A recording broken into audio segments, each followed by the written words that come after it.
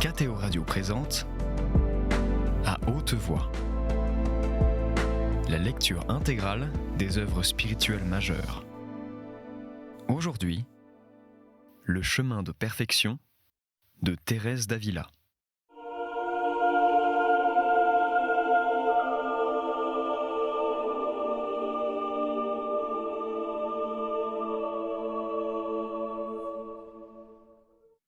Chapitre 40. L'amour et la crainte de Dieu nous arment contre les tentations. Ô notre bon Maître, donnez-nous quelques moyens de vivre sans trop d'alarme au milieu d'une guerre si périlleuse.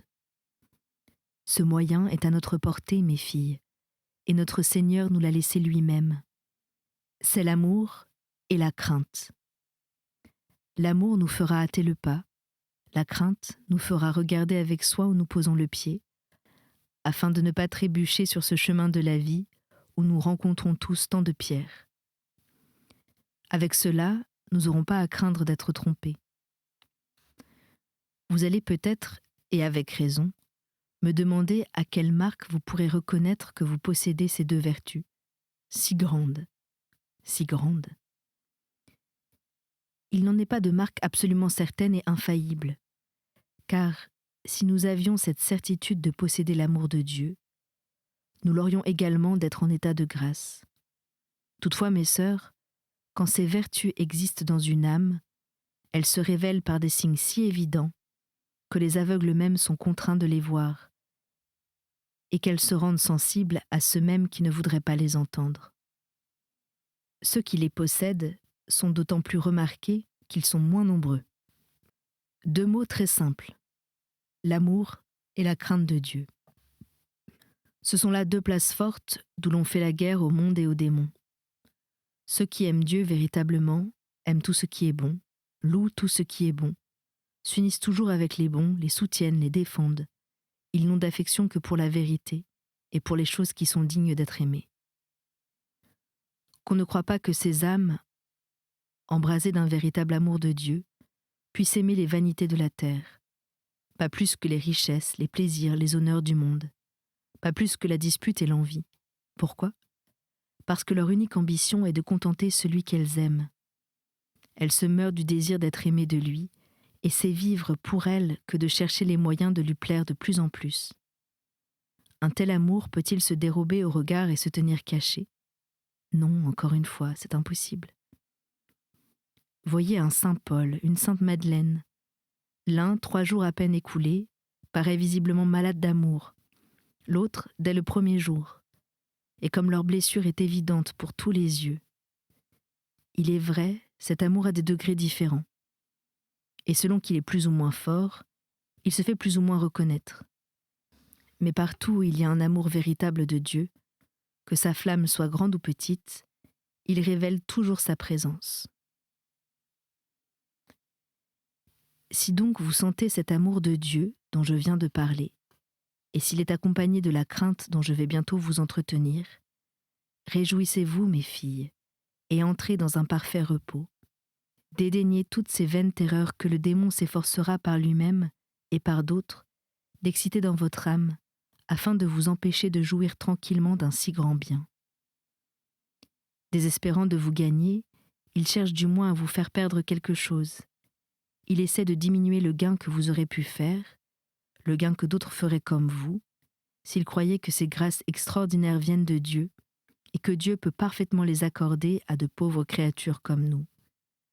Car en vérité, il semble quelquefois que nous ayons perdu le souvenir des miséricordes anciennes. Ne pensez pas qu'il importe peu aux démons d'exciter ces sortes de craintes. Il cause par là 2 grands maux. D'abord, il fait que ceux qui apprennent les illusions possibles des contemplatifs craignent de se livrer à l'horizon, de peur d'être eux aussi trompés. En second lieu, il diminue le nombre des âmes qui se donneraient entièrement à Dieu, en voyant comme il est bon et comme il se communique dès cette vie à de pauvres pécheurs comme nous. Cette vue excite en elle une juste émulation. Je connais moi-même un certain nombre de personnes qui en ont été fort animées. Elles ont commencé à se livrer à l'oraison, et puis elles y ont si bien réussi, en très peu de temps, que Dieu leur a fait de hautes faveurs. Ainsi, mes filles, lorsque parmi vous, vous en verrez quelques-unes à qui viendront de pareilles grâces, remerciez-en beaucoup le divin Maître, mais ne prenez pas pour cela que votre cœur soit à l'abri de tout danger. Au contraire, assistez là encore, plus qu'auparavant, de vos prières, parce que nul ne peut se tenir dans une sécurité entière, tant qu'il est en cette vie et engagé dans les périls de cette mer orageuse. Il vous sera donc facile, mes sœurs, de reconnaître cet amour dans les âmes qui le possèdent. Je ne conçois pas même comment il pourrait demeurer caché. Et quoi, s'il est impossible, comme on le dit, de dissimuler celui qu'on porte aux créatures, et si cet amour si bas, indigne même de ce nom, puisqu'il n'est fondé que sur un pur néant, se trahit d'autant plus qu'on veut le couvrir de voile, comment pourrait se cacher un amour aussi fort que celui dont brûlent ces grandes âmes, un amour si juste, un amour qui va toujours croissant, un amour dont rien au monde n'éteindra l'ardeur, un amour enfin dont le fondement est l'amour obtenu de Dieu, amour incontestable, amour manifeste, amour dévoué jusqu'à la souffrance, jusqu'à l'agonie, jusqu'au sang répandu, jusqu'à la mort, amour éclatant et absolument hors de doute. Au ciel, quelle différence doit trouver entre l'amour terrestre et l'amour divin celui qui a éprouvé l'un et l'autre. Daigne, Seigneur, avant de nous retirer de cette vie, nous donner ce saint amour dont il consume les âmes qui sont à lui. Qu'il nous sera doux, à l'heure de la mort, de voir que nous allons être jugés par celui que nous aurons aimé par-dessus toute chose. Nous n'irons pas en terre étrangère, mais dans notre véritable patrie, puisque c'est la patrie de celui que nous aimons tant et de qui nous sommes tant aimés. Comprenez bien ici, mes filles, ce que l'on gagne à avoir cet amour, et ce que l'on perd à ne pas l'avoir. Une âme, sans cet amour, est livrée aux mains du tentateur, ses mains cruelles, ses mains ennemies de tout bien et amies de tout mal. Oh, que se passera-t-il dans cette pauvre âme lorsque, au sortir des douleurs et des angoisses de la mort, elle tombera soudainement dans les mains du démon? Quel horrible repos que ce lieu où elle entre! Comme elle arrive déchirée dans l'enfer! Quelle multitude de serpents de toute espèce! Quel épouvantable lieu! Quel infortuné séjour! Il en coûte tant à ceux qui vivent ici-bas, dans les délices, et qui par là même vont sans doute, en plus grand nombre, peupler l'enfer, de passer une seule nuit dans une mauvaise hôtellerie. Qu'éprouvera donc une pauvre âme dans cette hôtellerie de l'enfer, d'où elle ne sortira jamais, jamais. Ô mes filles, ne désirons point vivre à notre aise, nous sommes bien ici. Une nuit à passer dans une mauvaise hôtellerie, voilà tout. Louons Dieu et efforçons-nous de faire pénitence en cette vie. Ô combien sera douce la mort de l'âme qui, ayant fait en ce monde pénitence de tous ses péchés, n'aura point à passer par le purgatoire. Oui, dès l'exil il pourra arriver qu'elle commence à jouir de la gloire. Nulle crainte qui la trouble. Elle goûtera une paix parfaite. Peut-être, mes sœurs, ne vous sera-t-il point donné d'arriver jusque-là. Du moins, supplions Dieu que si nous avons des peines à subir au sortir de la vie, ce soit en un séjour, où l'espérance de les voir finir nous les fasse endurer avec joie, et où nous ne perdions ni son amitié ni sa grâce. Que cette grâce nous préserve, en cette vie, de tomber en tentation, sans nous en apercevoir.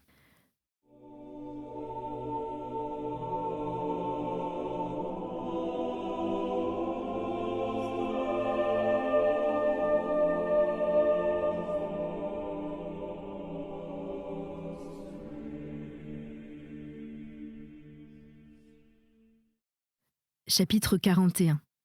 De la crainte de Dieu et de la fuite du péché véniel. Que me suis-je étendue en parlant de l'amour de Dieu, et cependant, je l'ai moins fait encore que je ne l'eusse désiré. En effet, qu'y a-t-il de plus doux que de s'entretenir d'un pareil amour? Et s'il en est ainsi, que sera-ce de le posséder? Que Dieu donc me le donne, je l'en conjure par son infinie bonté. Venons maintenant à la crainte de Dieu. C'est une vertu qui ne peut exister dans une âme sans se révéler à elle-même et à ceux qui l'entourent. Au commencement, toutefois, sauf une faveur de Dieu extraordinaire, où les âmes deviennent en un moment riches de vertu, La crainte de Dieu n'est pas si parfaite et elle se trahit moins. Je parle en général et pour les premiers commencements. Mais elle grandit peu à peu et se fortifie tous les jours, et elle donne vite des signes de sa présence par la fuite du péché, des occasions dangereuses, des mauvaises compagnies, et révèle par d'autres indices le précieux trésor qu'elle possède. Chez les âmes parvenues à la contemplation, et c'est d'elles surtout que je parle en ce moment, la crainte comme l'amour éclatent d'une manière très visible au dehors. Que de l'œil le plus attentif on observe ces personnes, on ne les verra jamais marcher sans vigilance. Notre Seigneur les tient de telle sorte que pour le plus grand intérêt de la terre, elles ne commettraient pas de propos délibérés, un péché véniel. Quant aux mortels, elles le craignent comme le feu. Je souhaite, mes sœurs, que vous redoutiez de toute votre âme les illusions qu'on se fait sur un point capital. Quant aux tentations, supplions Dieu continuellement de ne point permettre que leur violence nous porte jamais au péché, mais qu'il daigne les proportionner à la force qu'il nous donne pour les vaincre. Voilà, mes filles, la crainte salutaire que je désire voir en vous. Ne la perdez jamais, et elle sera votre sauvegarde. Quelle heureuse chose que de ne pas offenser Dieu. Par là, les démons, qui sont ses esclaves, demeurent comme enchaînés. Car enfin, il faut que, de gré ou de force, toutes les créatures lui obéissent. Et la seule différence entre eux et nous, c'est qu'ils le font par crainte, tandis que nous le faisons de plein gré. Ainsi, que Dieu soit content de nous, et ces esprits pervers seront forcés à se tenir à distance. Ils ne pourront nous nuire en rien, dans quelques tentations qui nous engagent, et quelques pièges secrets qu'ils nous tendent. Travaillez donc à acquérir cette pureté de conscience si importante et si précieuse. Élevez-vous coûte que coûte à la résolution de ne point offenser Dieu, de mourir plutôt 1000 fois que de commettre un péché mortel. Et quant au péché véniel, de n'en commettre aucun de propos délibérés. Je dis de propos délibérés et à dessein, car pour les autres péchés véniels qui n'ont point ce caractère, quel est celui à qui il n'en échappe pas beaucoup? Mais il y a deux sortes d'advertences. L'une est accompagnée de réflexion, l'autre est si soudaine que commettre le péché véniel et s'en apercevoir, c'est en quelque sorte tout un. L'on peut dire en ce dernier cas que l'on n'a point su ce que l'on faisait. Je parle ici des péchés véniels où il y a pleine advertence, et je dis que le Seigneur nous préserve d'en commettre aucun, quelque petit qu'il soit, d'autant plus, hélas, qu'il n'est pas une offense de Dieu qui ne soit grande, dès là qu'elle est commise contre une majesté infinie et sous ses yeux. C'est là, je crois, un péché prémédité. C'est comme si l'on disait à Dieu, « Seigneur, bien que cela vous déplaise, je ne laisserai point de le faire. Je vois que vous le voyez, je sais que vous ne le voulez pas, et je le comprends. Mais j'aime mieux suivre mon caprice et mon goût que votre volonté. Et un péché de cette sorte serait peu de chose. Non, non, je ne le crois pas. La faute pourrait être légère, mais il est mal, très mal de la commettre. Pensez-y, mes sœurs, et pour acquérir cette crainte, efforcez-vous de comprendre combien grave est l'offense de Dieu, que ce soit là un entretien ordinaire de votre esprit. Il y va pour nous du salut d'enraciner cette vertu dans nos âmes. Tant que vous ne serez pas sûrs d'y être arrivés, marchez toujours avec beaucoup de circonspection. Évitez les occasions et les compagnies qui ne vous aident point à vous unir plus intimement à Dieu. Veillez à ne rien faire par votre propre volonté. Ne dites rien qui ne puisse édifier ceux qui écoutent, et fuyez tous les entretiens dont Dieu ne serait pas l'objet. Il ne faut pas peu de travail, j'en conviens, pour parvenir à imprimer en nous cette crainte. Toutefois, si nous avons un véritable amour de Dieu, nous en viendrons à bout en peu de temps. Car l'âme qui aime Dieu se sent résolue à ne commettre pour rien au monde un seul péché.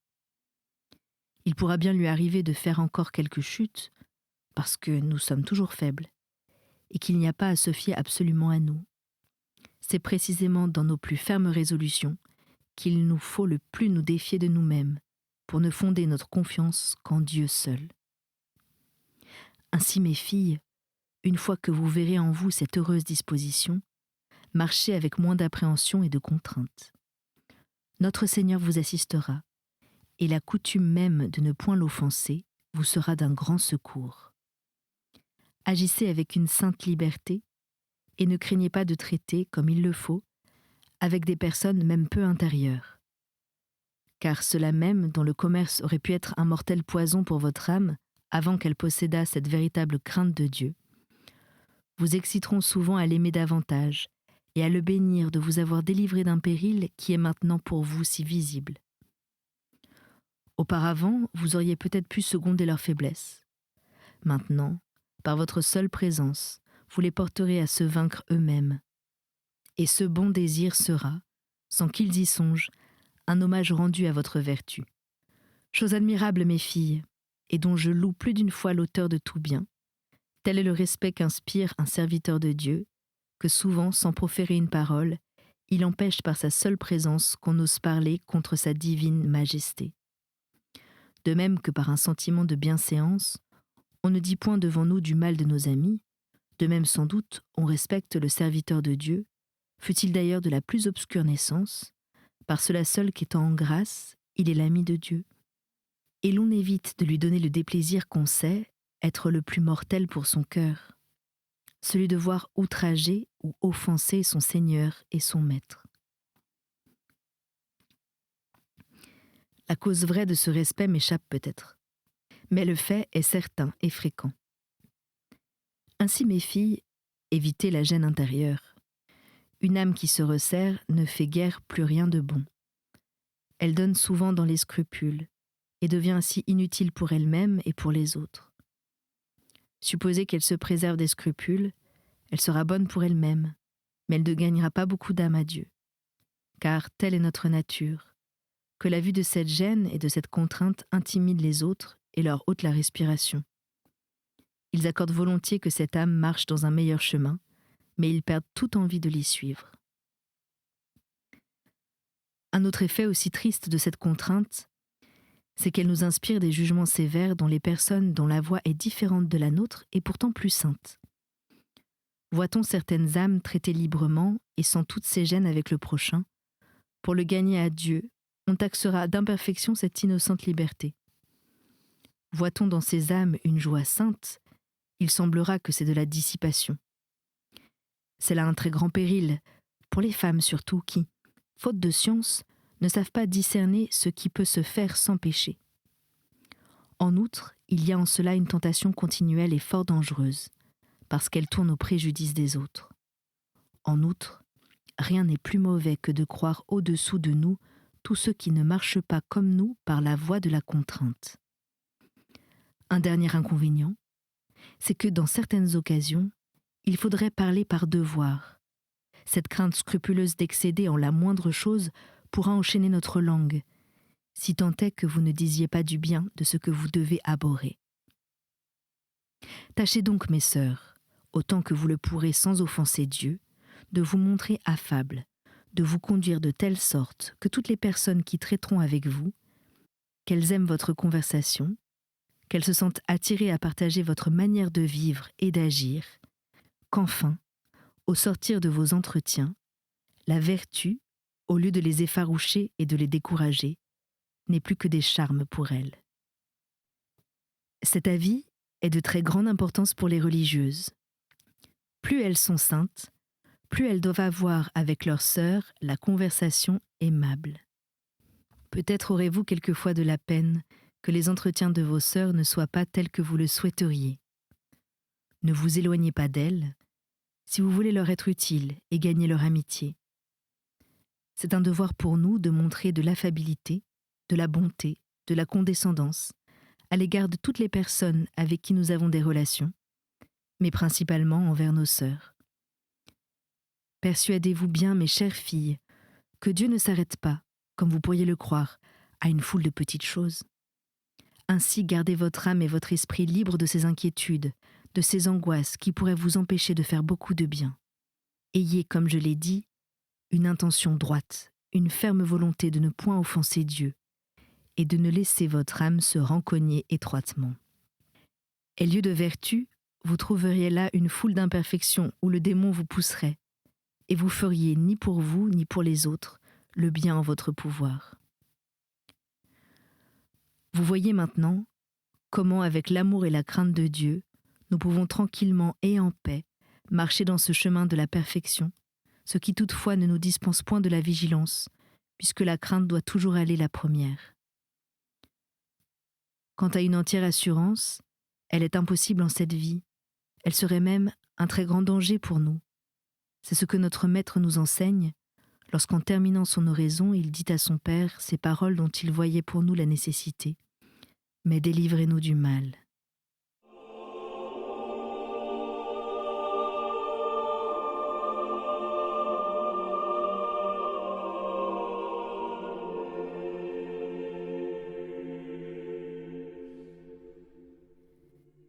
Chapitre 42.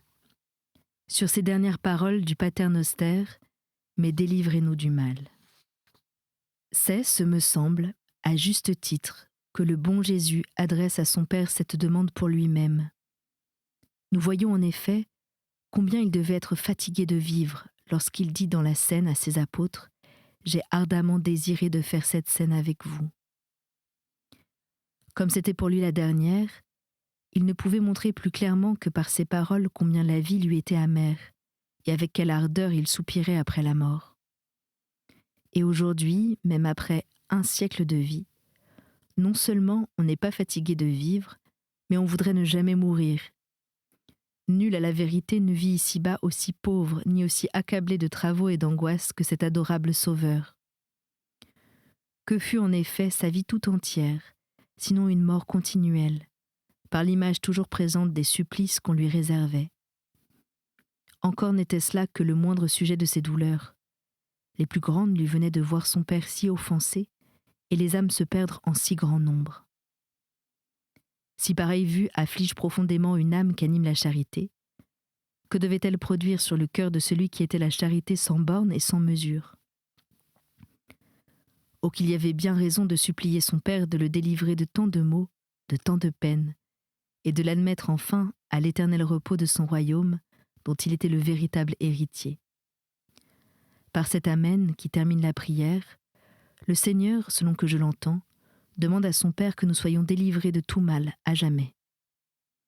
Ô Père éternel, délivrez-moi de tout mal pour jamais, je vous supplie avec d'autant plus d'ardeur que loin de m'acquitter de ce que je vous dois, je vois, hélas, que je m'endette tous les jours davantage. Mais ce que mon amour ne peut souffrir, Seigneur, c'est de ne pouvoir posséder la certitude que je vous aime et que mes désirs vous sont agréables. Ô mon Créateur et mon Dieu, délivrez-moi dès ce moment de tout mal et daignez me conduire à ce séjour où sont tous les biens. Et que peuvent attendre ici-bas ceux à qui vous avez donné quelque connaissance du néant du monde, à qui une foi vive fait pressentir ce que vous leur réservez dans le ciel. Cette demande, faite par les contemplatifs, du fond du cœur et avec un ardent désir, est une des marques les plus sûres que les grâces qu'ils reçoivent dans l'oraison viennent de Dieu. Ainsi qu'ils considèrent cette soif de quitter l'exil comme une très précieuse faveur. Quant à moi, si comme eux, je soupire après ma dernière heure, ce n'est point pour la même raison, puisque je suis loin de leur ressembler.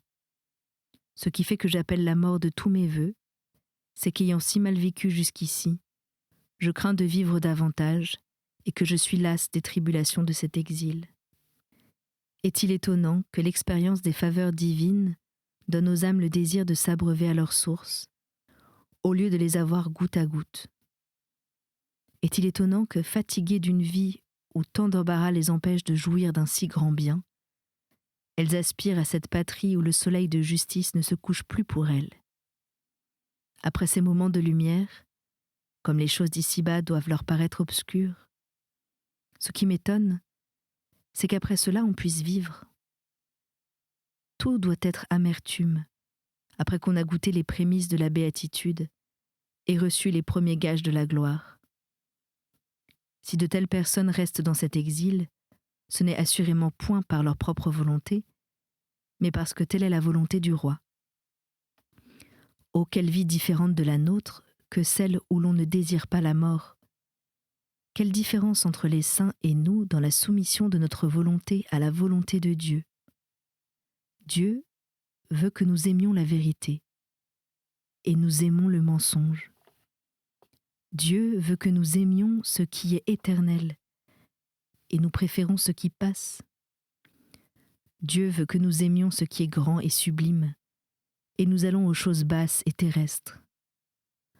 Dieu voudrait enfin que nous aimions ce qui est assuré et nous aimons ce qui est incertain. Quelle folie, mes filles!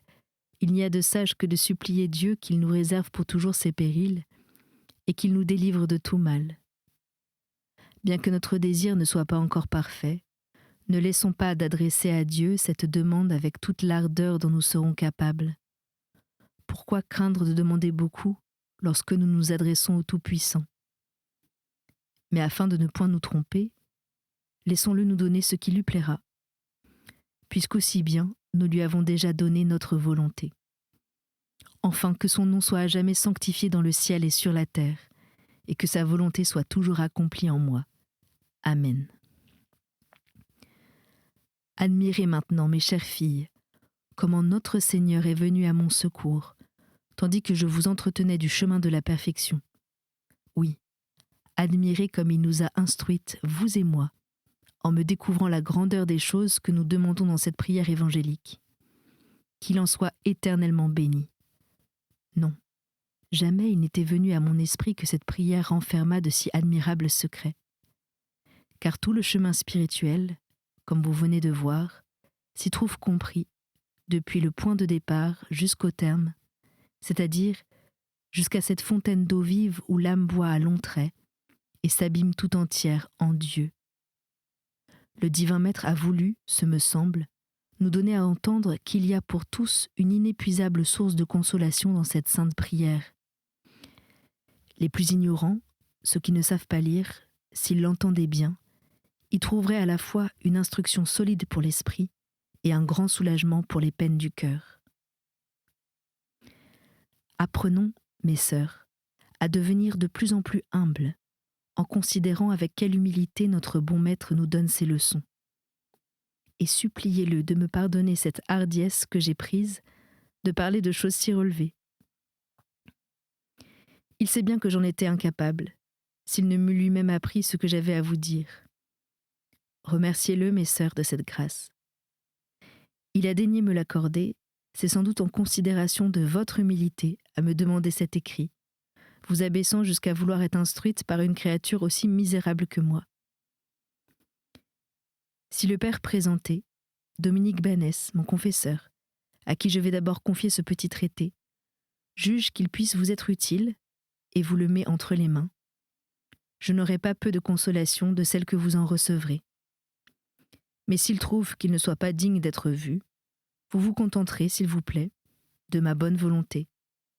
J'aurai du moins obéi à ce que vous m'avez ordonné, et je me tiendrai très bien payé de la peine que j'ai prise à l'écrire. Je dis à l'écrire, n'en ayant certainement eu aucune pour penser à ce que je devais dire. Bénédiction et louange au Seigneur, de qui procède tout ce qu'il a de bien dans nos pensées, dans nos paroles et dans nos œuvres. Amen. C'était À haute voix, une émission de KTO Radio. Aujourd'hui, Le chemin de perfection de Thérèse d'Avila. Lecture, Anne-Céline Pellarini. Captation et réalisation, Aymeric Plouinec et Thibaut Dagalier. Une émission disponible en podcast sur ktoradio.com et sur l'application KTO Radio.